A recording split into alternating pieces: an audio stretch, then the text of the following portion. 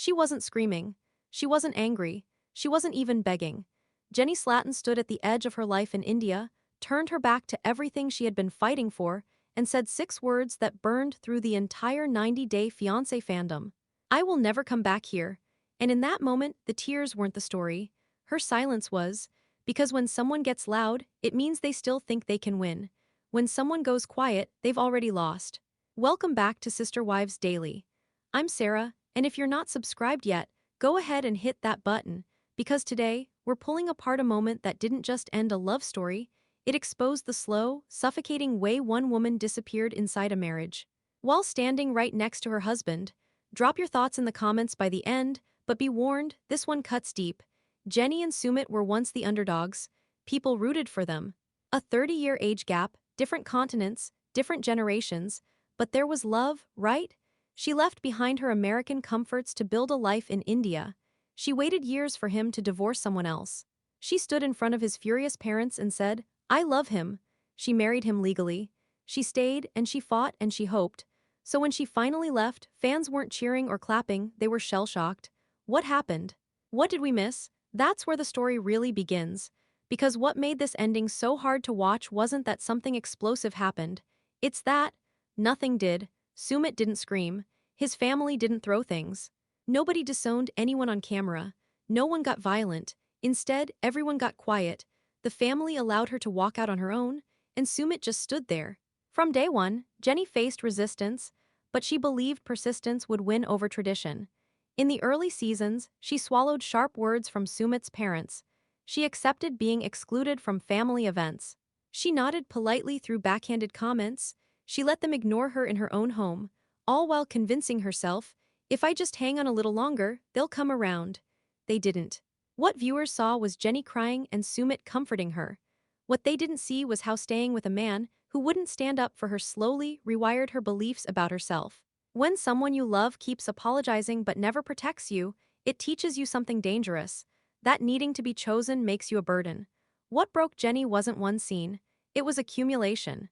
Rejection in 1,000 quiet forms, being talked about like a scandal even after marriage, being treated like a permanent guest instead of a wife, and the deepest cut, watching Sumit tiptoe around everyone else's feelings except hers, and yet she didn't walk away then, not when they called her too old, not when she was told she was embarrassing, not even when an extended relative allegedly threatened legal action for cohabiting with a married man, even though Jenny says she didn't know Sumit was married at the time. She stayed, because she still thought love might be enough. But slowly, the production started seeing something else. According to people close to the filming, there were days Jenny didn't want to be on camera, not because of vanity or script disagreements, but because she couldn't emotionally perform anymore. Her expressions went flat, her voice got quieter, she wasn't defending herself like she used to, and when the drama stops feeling dramatic, that's when you should start worrying. Inside sources claimed conversations were had behind the scenes. Is this still just conflict, or has it become emotional decay? Filming slowed down, not because nothing was happening, but because too much had already happened privately. And Jenny wasn't offering storylines anymore. She was offering symptoms of exhaustion. What stands out isn't what Jenny said, it's what she questioned out loud. Publicly, she started doubting her own version of reality. Friends noticed. She'd ask things like, maybe I'm overreacting, or maybe I'm not trying hard enough. That's self-blame, that's not drama, that's survival mode. But this wasn't just emotional fatigue. Something snapped when Sumit's family allegedly delivered their final message. And it didn't come through threats, it didn't come with screaming. According to insiders, it came through calm, cold finality. His aunt, someone often kept in the background of the show, allegedly delivered the most painful truth of all. That no matter what Jenny did, she would never be seen as Sumit's real wife. Because love didn't overwrite shame. And here's the curveball. This wasn't new information. Jenny had heard versions of this before, but what changed was that this time, she believed them. When someone stops defending themselves, it's not because they finally agree. It's because they realize no one was listening anyway. Think about it. What moment makes a person say, I will never return to this country again? Not cultural differences, not a breakup, not even disrespect. That kind of sentence comes after soul-level invalidation. When your presence isn't fought against, it's just tolerated. And then deleted. If love isn't spoken out loud, does it even exist? Jenny had to ask herself that. And the answer left her packing. Sumit didn't throw a tantrum, he didn't beg her to stay, he didn't say, let's leave together. He didn't chase her to the cab, he didn't grab her bags back, he stood there, frozen, looking, not acting. Whether that was fear, indecision, or shock, it doesn't really matter. She walked away married and alone. Some fans say Jenny's tears looked exaggerated. But if you look closely, she wasn't crying because she wanted him to stop her. She was crying because he didn't. And sure, people can rationalize Sumit's reaction. Cultural programming, family pressure, shame, hierarchy, fear, all fair points. But love isn't about explaining silence. It's about speaking anyway. And when push came to shove, he chose comfort over confrontation. Jenny's decision to leave wasn't a breakdown. It was her first clear boundary. I will never come back. But what if she hadn't waited this long? What if the signs of emotional abandonment were there years earlier, and nobody said a word? That moment wasn't dramatic. It was dead quiet, but you could hear the years in her voice. Years of being polite, years of giving second chances, years of letting things slide, until there was nothing left to let go of, except the life she once fought for. But what closed the chapter might open another question even more raw. What happens when a woman realizes she was never hated? She was just inconvenient? In the beginning, Jenny was all in. Bright-eyed, hopeful, clutching handmade binders filled with visa documents, as if love could be organized into a checklist. She was sure that effort meant reward. That standing by Sumit through scandal and stigma would earn her a place, not just next to him, but inside his world. But no one tells you how a place can pretend to hold space for you without ever letting you inside. She thought if she stayed long enough, they'd soften. His parents, his cousins, the neighbors who whispered. They'd see her loyalty and call it love. They'd see her age and call it wisdom. They'd stop looking at her as an expiration date disguised as a wife. But time didn't warm them up. It wore her down. The woman who once faced down outrage with firm dignity began to smile smaller. Speak less, hide more. In earlier episodes, Jenny would clap back, snatch the mic in family meetings, say things like, "He's my husband, you don't have to like it." Later seasons, she barely said a word. Her presence shifted from visible protest to quiet endurance. They say emotional collapse doesn't start with screaming. It starts with shrinking. During celebrations, she stood at the edge of rooms like furniture. Not included, not excused. Not exactly insulted, just invisible. Smiling for the camera, nodding as if in agreement, all while being actively ignored by the people she was told to consider family. Cake in hand, shame on face. That's not inclusion, that's polite erasure. There's a kind of loneliness that hits harder when you're not alone. And Jenny lived in that every day. This wasn't just about age or culture or religion. There was always a deeper friction. Because Jenny didn't just marry a man. She married into a village, one sustained by duty, appearances, hierarchy. And worst of all, unspoken rules that nobody ever explains to the outsider. And the more she loved Sumit, the less space there was for her. Not because he wanted her gone, but because he never quite helped her stay. While fans obsessed over Sumit's parents, the real force behind the slow squeeze was someone else entirely, his aunt. A quiet operator in the background, never shouting, rarely seen.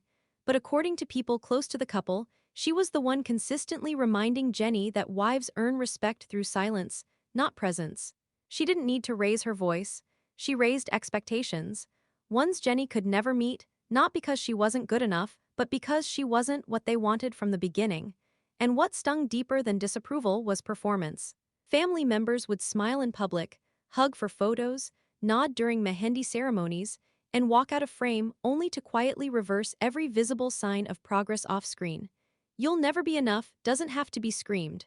Sometimes it's whispered between scenes, behind closed doors, or embedded in who gets informed about the next ritual and who doesn't. To live in subtle rejection is like trying to hold onto a relationship during an earthquake. Except the earthquake is invisible. Just tremors, rumblings, energy shifting, until one day, you don't recognize the foundation at all. That's how Jenny transitioned from the heroine of a love story to a ghost in her own home. The viewers saw snippets, but what they didn't see were the non-invites, the skipped meals, the unfinished conversations, the birthdays that felt more like awkward compromises than celebrations. What we saw edited for the show wasn't the full extent of exclusion. Scenes were sometimes softened, words cut, tension trimmed, but emotional dismissal doesn't need full volume, it just needs duration.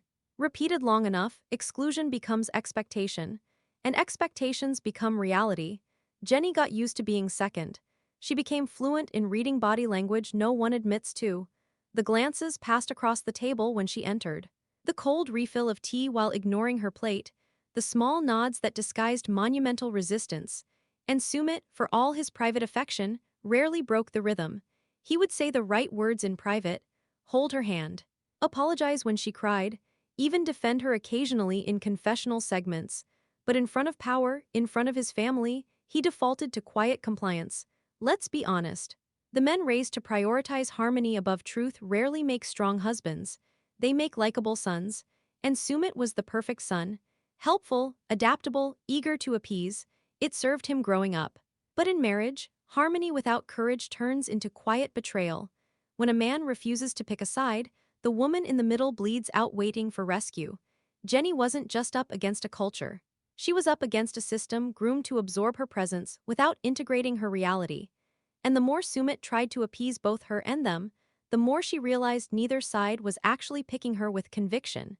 She was tolerated, and if we're being brutally honest, sometimes tolerance can feel meaner than hate, because at least hate recognizes your presence.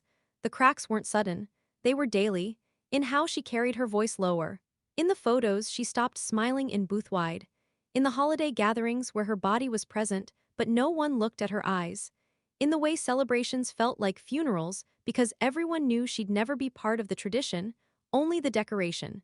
You can see it in the way she started hesitating before finishing sentences. The slight pause after questions she already knew the answers to. The way she spoke in third person, "They don't like me," instead of "I don't feel accepted." Passive enrollment into her own erasure. And Sumit, he adjusted, smiled, balanced, made everyone feel safe, except the woman he pledged his life to. When being chosen requires begging, love starts to resemble servitude. And over time, Jenny lost the will to be visible at all. But what's more painful than being left out is learning how to make yourself smaller to avoid rejection. All of this, the exclusion, the empty celebrations, the aunt's backstage power, the whispers dressed in politeness, wasn't just background noise to her love story. It was the story, because love stories don't fall apart from lack of chemistry. They disintegrate from lack of invitation. And somewhere along the line, Jenny went from being part of a storyline to being the woman standing in the background of her own wedding photos, still waiting for someone to say, "We see you. You belong." But instead, she learned to stop asking, to stop hoping, to mold herself around a wall that had no opening, until even the act of standing in a room started to feel like trespassing. And if every room says you're not welcome, eventually even love starts to feel like a favor. Could Sumit have changed it sooner? Maybe. Could the family have reached further? Maybe. But alliance without courage is decoration. And in this house, Jenny was handed garlands, not roots, which leaves us wondering, if everything looked fine on paper, why did the air always feel so cold? Jenny wasn't dragged out. She wasn't forced onto a plane. No one screamed, no locks were changed, no ultimatum issued. She left because staying started to feel more humiliating than leaving. And that's the part that stings deeper than a breakup. Realized for years, she held the line. She stood up to his mother, countered every condescending remark with steel in her voice. She clung to some version of rebellion, as if wearing eyeliner a little thicker or refusing to leave after every argument would somehow make her matter more. But toward the end, the fire dimmed. The lines got blurry. She wasn't arguing anymore. Viewers assumed that meant she had finally found peace. What nobody realized was that she had started giving up hope, just quietly. Because there's a big difference between staying because you're happy and staying because you're afraid leaving won't even be noticed. Behind the filtered Instagram selfies, behind those weak smiles and festival videos where they posed like they were a team, was a woman slowly disappearing into someone else's life script. And every time she tried to rewrite a line, it got edited out by tradition, ignored by his family, or worse, avoided by Sumit himself. He never yelled at her. He rarely told her she was wrong. But he also didn't step in when she was isolated, didn't defend her in real time when aunties flicked their judgment like ashes on a carpet. Instead, he did what obedient sons often do. He managed everyone else's emotions while letting hers implode silently. At what point does compromise become abandonment in disguise? Jenny once asked Sumit something so simple, yet so devastating. According to production sources, during an off-camera moment, she looked at him and quietly said, "Would you ever choose me over them?" And he didn't say yes, he didn't say no either. He spun it, deflected. Shifted to, "It's not so simple, and you know I love you." But when someone refuses to answer the one question your whole marriage hinges on, it's not about what was said. It's about what wasn't. Love language isn't always words. It's action when no one's watching. And that's where the gap swallowed her. Publicly, Sumit posted sweet captions, joked in interviews, called her "my Jenny." But where are those words when family members publicly question her place in the lineage? Where are they when relatives suggest she's not a real wife, just an embarrassing arrangement? He said he loved her, but in moments where she needed partnership, not performance, he withdrew. Into habits, into fear, into managing optics over outcomes, and Jenny, for all her strength, reached her limit. Her strength had never been dominance, it was endurance. She had held it all together, alone. She carved out space in a country that tried to keep her on the margins. She learned basic Hindi to talk to his relatives. She forgave lies bigger than some marriages ever survive. But watch closely. Toward the final episodes, listen not to what's said, but how. Her voice gets lower. Her eye contact drifts. She's halfway inside every sentence, as if she's rehearsed too many exits without ever opening the door. Sometimes the loudest goodbye is the one where you never even raise your voice. And that's when the audience starts to wonder, was Jenny trying to reach him all along? Or was she trying not to humiliate herself by asking for what she knew he couldn't give? It's common after a collapse to reinterpret survival skills as signs, but the signs were always there. She stopped correcting people when they referred to her as Sumit's guest, not his wife. She started ending conversations with "it's okay," even when it clearly wasn't. She began filming with less energy, smiled less, argued less, hope dimmed slowly, and then all at once. Silence in a relationship isn't always peaceful. Sometimes it's just emotional fatigue misread as stability. And here's where intent wars with impact. Maybe Sumit never meant harm. Maybe he truly believed being silent was safer than rocking the boat. But safety, when it's only extended to one side of a relationship, turns the other side into collateral damage. When you look at the whole arc, this wasn't just one fight, one family dinner. No single incident made her pack her things. It was the drip drip drip of unmet needs and unspoken choices. Not problems with culture, but problems with courage. And maybe Jenny realized that love, real love, requires mutual risk.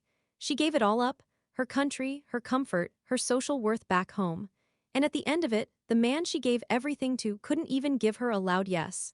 Sometimes, not saying no hurts less than knowing someone never fought for their yes. But even with all that build-up, did Jenny wait too long? And could the years she spent hoping, defending, begging to belong, have been her undoing in the end? If love isn't enough to protect you from silence, is it still love? Or is it just habit dressed up as affection? The crying didn't start when Jenny packed her bags. It didn't start when she boarded a plane. It started when everything she believed about love, about endurance, about loyalty, about being chosen, quietly fell apart in front of people who barely flinched. Those tears didn't look like breakdown, they looked like breakthrough. The raw kind. The kind that terrifies people, not because it's fake, but because it's too real to fix. And yet, the minute they aired, the internet split down the middle. Half the viewers called it a woman pushed past her limit. The other half, they called it a scene.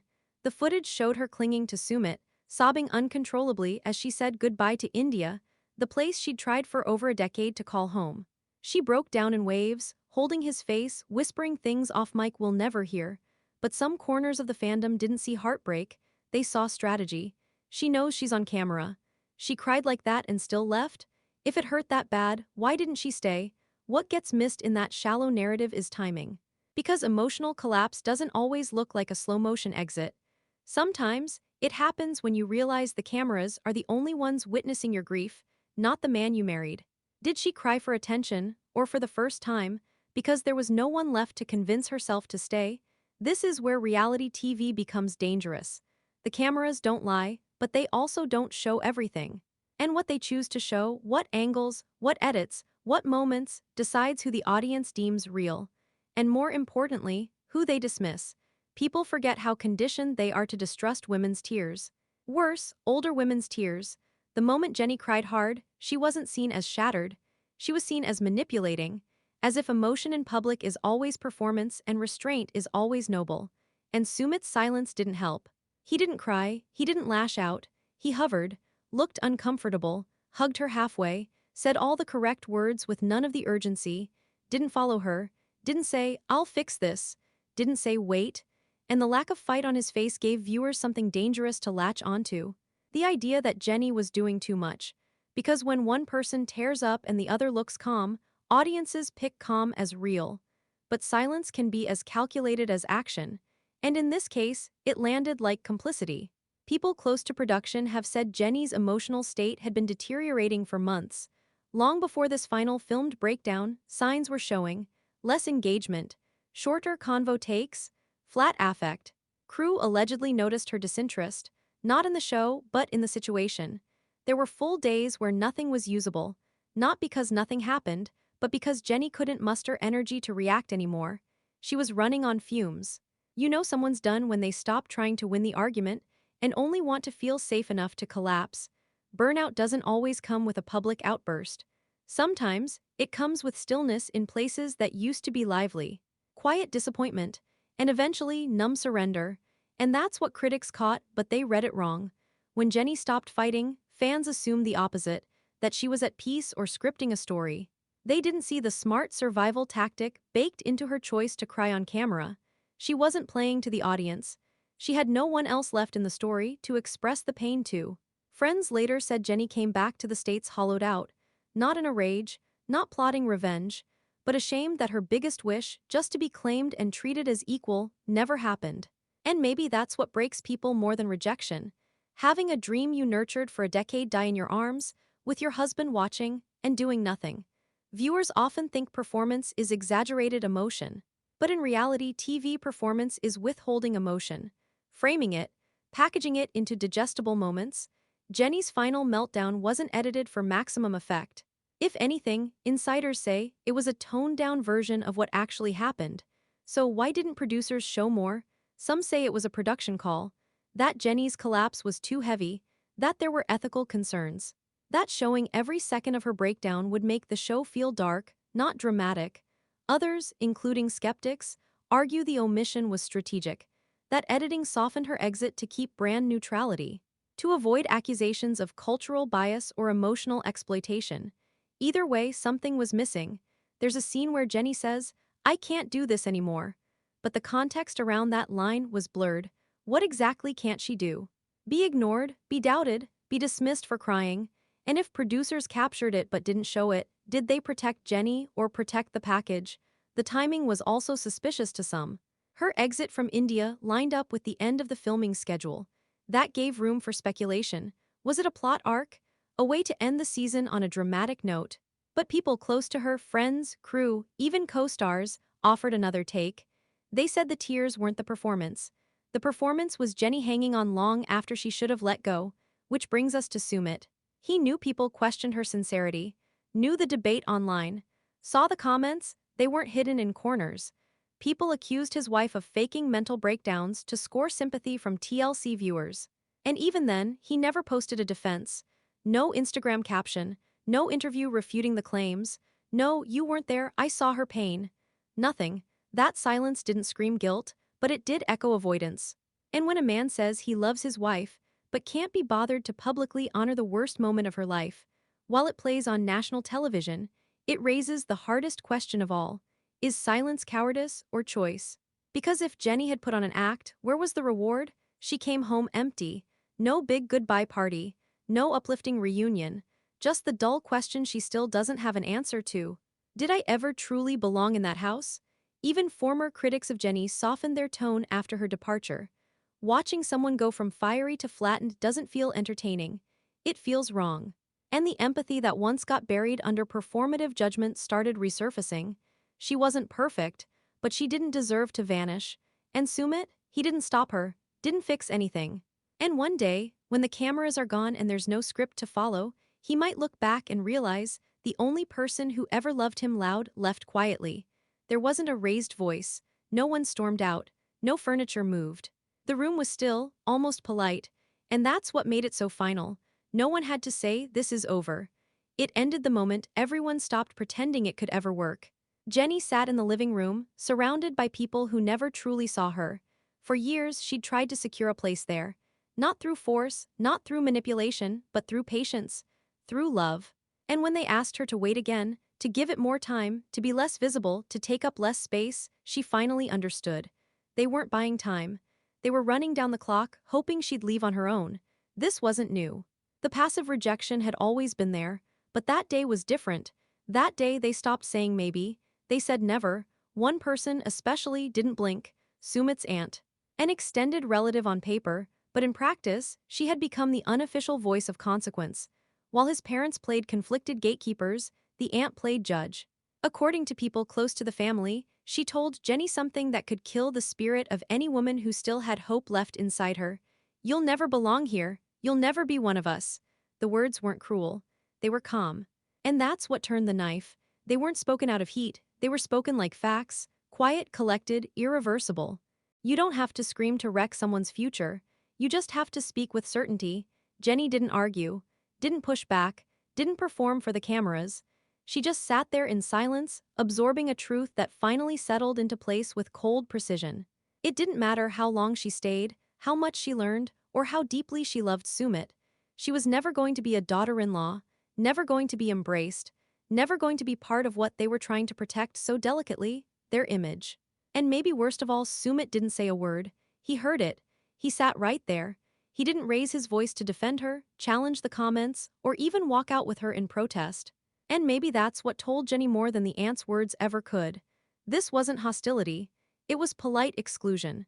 The kind you can't fight because they never say it out loud until they're ready to say goodbye and still keep their hands clean. Jenny didn't cry in that moment. Why would she? There was nothing left to fight for. The heartbreak had already happened. What came next was survival. She got up, nodded, left the room with no ceremony, no slamming doors. Just this haunting awareness that she was finally done. And everyone else already felt fine with it.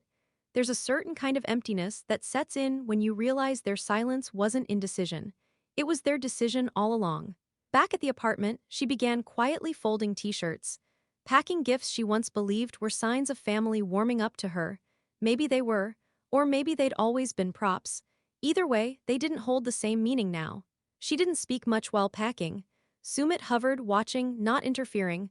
Once or twice he mumbled comfort, half-hearted, predictable.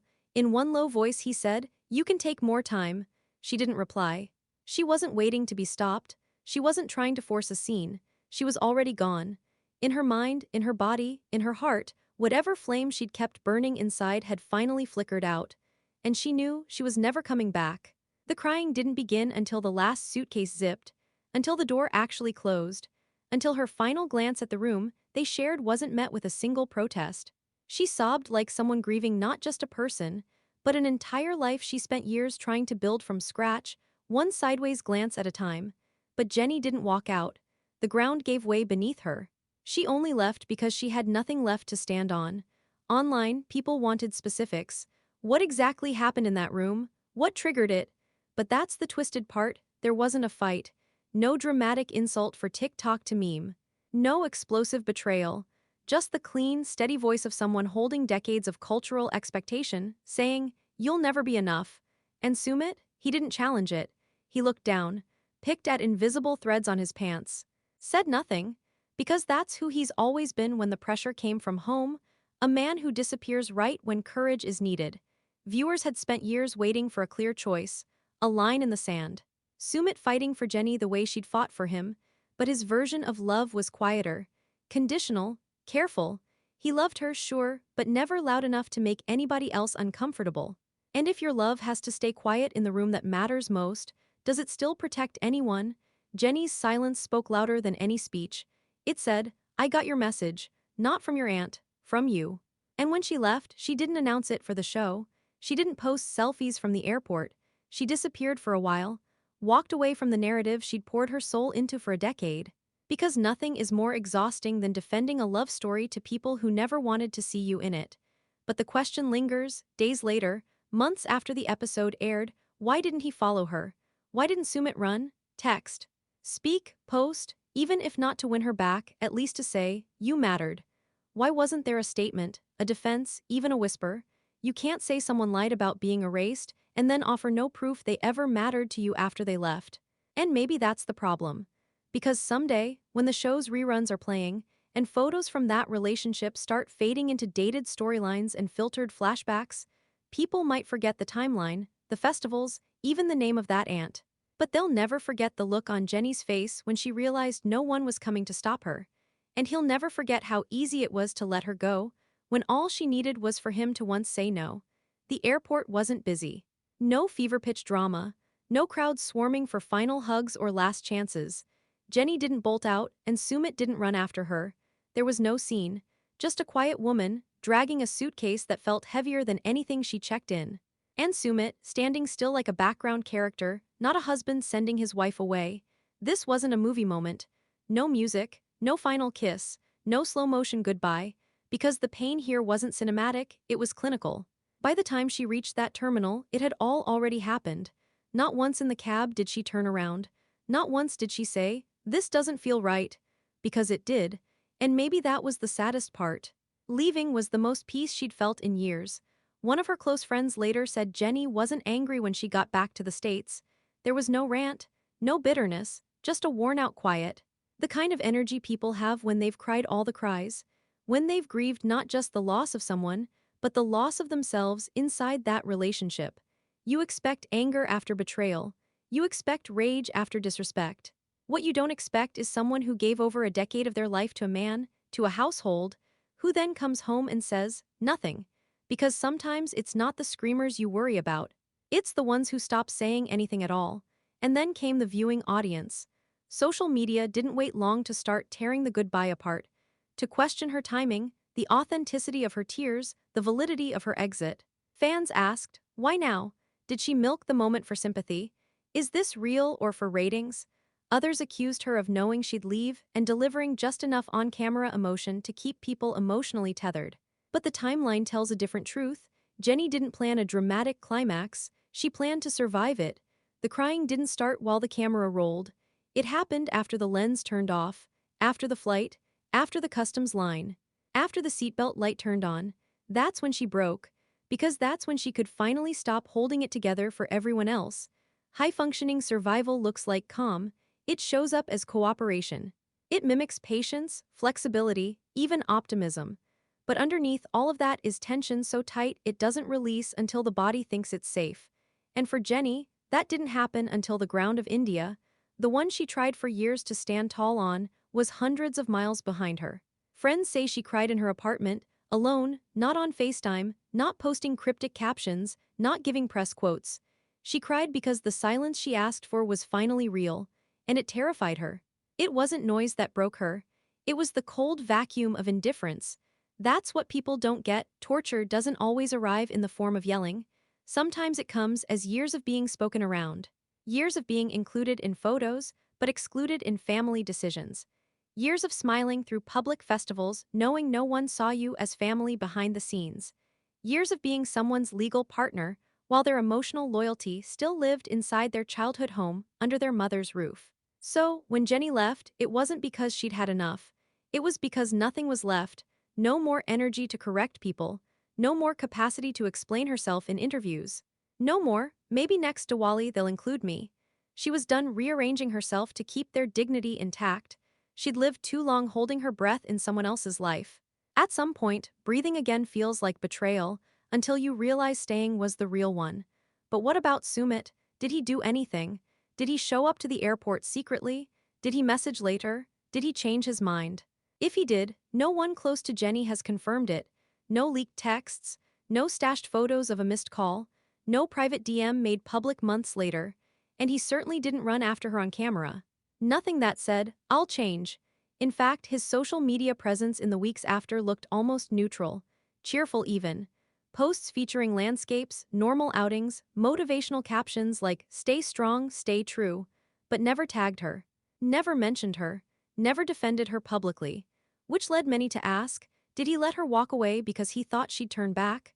Or because somewhere deep inside, he knew the dynamic that kept them afloat wasn't love, it was Jenny's inability to quit. And when that cracked, the silence he leaned on to stay safe swallowed them both. Quiet oppression doesn't leave bruises, it leaves doubt, one that even the person enduring it sometimes can't quite put into words. And that's what Jenny walked away holding, 1,000 micro moments that don't make good television but kill spirit in the real world. So no, she didn't storm out. She didn't issue ultimatums. She didn't land in LA crying in a YouTube therapy livestream. She shut the door, quietly, finally understanding that even a soft voice has limits. And when she cried after the plane lifted off, it wasn't over leaving him. It was over finding herself again, and realizing that she'd forgotten who she was trying to be all along. After Jenny left India, the storyline went quiet. No big announcements, no dramatic interviews, no explosive exposés. On paper, they were still married, legally, but emotionally, spiritually, and practically, that bond unraveled with a silence louder than any divorce proceeding. People expected a statement, some kind of follow-up. Viewers kept checking Instagram to see if Sumit would break the silence, post a throwback photo, maybe write a heartbreak caption that hinted at regret or confusion. Instead, what they got were vague, sometimes poetic, sometimes almost cheerful updates, snapshots from solo outings, cryptic one-liners like trying to have some good time in scarcity, followed by true love always wins. But nowhere in the caption, no photo tag, no mention was Jenny. She was edited out like she'd never been there, and yet these posts came with forced smiles, filtered backgrounds, carefully curated language about peace and self-growth, not rage, not mourning, not longing. That's when the audience started splitting again. Some said Sumit was suppressing the pain, that his culture didn't encourage public vulnerability, especially male grief. Others said no, this isn't grief, it's indifference. And she just hadn't seen it until she finally stepped out of the frame. Meanwhile, Jenny's return to the US has been eerily quiet, too. People close to her say she doesn't talk about the show. She's not bashing Sumit on reality TV podcasts. She's not running a new Instagram page with diary entries about healing. She withdrew, not out of secrecy, but, they say, out of exhaustion. There's nothing left to explain. She told this story once. Living it was enough. And this is where the most controversial theory from fans starts to come back up. Not the one where they say Sumit manipulated her. Not the one where they think Jenny orchestrated a big performance for screen time. No, the one that asks a much harder question. Did she already know it was over, and just needed the aunt's words to give herself permission to stop pretending? It's seductive to believe in final straws, but most endings don't hinge on one explosive truth. They arrive from months, or years, of crumbling foundations that everyone tries to ignore. Maybe Jenny didn't walk out all at once. Maybe she left emotionally years ago, when she realized he wouldn't stop choosing comfort over conflict, when she noticed that she'd become someone else just to fit, when she started defending her partner more than he defended her. And maybe Sumit knew it too, which would explain the non-reaction. You don't chase someone who is already halfway gone. You don't make grand declarations for a relationship you've slowly withdrawn from, one decision at a time. Survival isn't always about escaping abuse. Sometimes, it's about staying in love with someone who makes you feel invisible and not realizing how far you've faded until you leave. A relationship like theirs always had an uphill climb. The age gap, the culture shock, the family dynamics, the way they met. Most fans remember the scandalous start, Sumit catfishing Jenny on Facebook years ago, pretending to be a younger man. That lie turned into a reveal. That reveal turned into a relationship. From there, their entire love story was born in chaos. It lived in fight mode. And maybe that's the problem. Once the fight is over, what's left? Was it chemistry? Romantic compatibility? Loyalty? Or was it just survival? A bond forged from pushing against outsiders, and once the pressure stopped, the glue didn't hold. Because once his family calmed down, once they stopped openly attacking, once the protests turned into cold politeness, the relationship fell apart anyway. That kind of collapse doesn't happen unless the love was already brittle under the noise. Which makes you wonder, what kind of conversations are happening now? Off camera, offline, with no producers, no scripts, no audience to perform for. Is there community? Sometimes the most devastating relationship endings aren't loud. They're the ones where nobody threw a punch, but nobody caught you either. So now the question isn't whether Jenny will return. It's whether either of them ever truly showed up in the first place. And the longer nothing is said, the clearer that answer becomes. Walking away doesn't always set you free. Sometimes, it just gives you a quiet place to finally feel everything that couldn't be allowed while you played peacekeeper. Jenny didn't run back to the US triumphantly. She returned like someone who had survived the wreckage of her own hope, someone who crossed an ocean not to escape love, but to tap out of disappointment. And yet, even now, she still won't throw dirt on Sumit's name. Recent interviews show a woman still choosing protectiveness over public revenge. She dodges direct criticism. She softens her emotions.